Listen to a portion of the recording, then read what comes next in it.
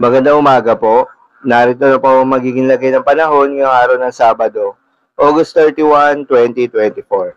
At cloud cluster na binabantayan ng Pag-asa ay nagdevelop na bilang isang low pressure area at nakapasok na rin ng Philippine Area of Responsibility.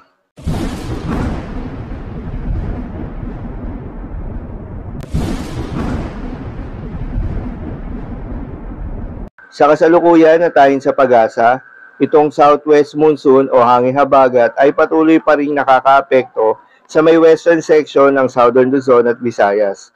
Dahil dito, asahan yung maulap na kalangitan na may kalat-kalat ng mga pagulan at thunderstorms. Habang sa nalalabing bahagi ng ating bansa ay asahan naman yung bahagyang maulap hanggang sa maulap na kalangitan na may mataas na tsansa ng mga pagulan pagsapit ng hapon o gabi.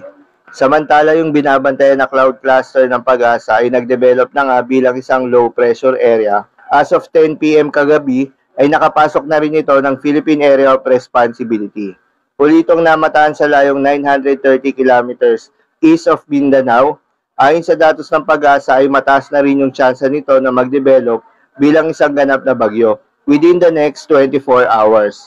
At kung sakaling magdevelop ito bilang isang bagyo, papangalanan nito ng Pag-asa na bagyong Enteng. Ang nasabing low pressure area ay posibleng magdulot ng mga pagulan sa Southern Luzon at malaking bahagi ng Visayas sa mga susunod na araw. Kaya naman patuloy lamang magantabay sa mga update nating ilalabas at ng Pag-asa para sa magiging development nito.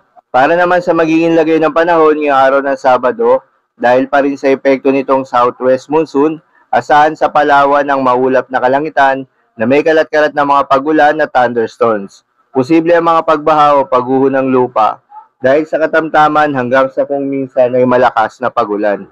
Habang sa Western Visayas, Negros Island Region, Zamboanga Peninsula at Occidental Mindoro ay asahan naman yung bahagyang maulap hanggang sa maulap na kalangitan na may kalat-kalat na mga pagulan o thunderstorms. Dulot pa rin yan ng southwest monsoon. Posible rin na mga pagbaha o pagguho ng lupa during severe thunderstorms.